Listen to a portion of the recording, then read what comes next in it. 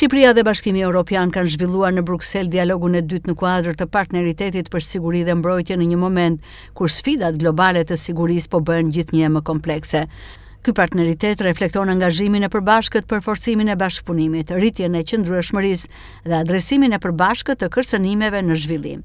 Shqipëria rikonfirmoi linjëzimin me politikën e përbashkët të jashtme dhe të sigurisë së BE-s, duke theksuar rolin e saj si një partner i besueshëm dhe proaktiv. Në këtë kuadër, vendi ynë mirëpret nismat kryesore të BE-s për forcimin e kapaciteteve mbrojtëse dhe shpreh gatishmërinë për të kontribuar aktivisht përmes pjesëmarrjes në misione dhe programe të përbashkëta.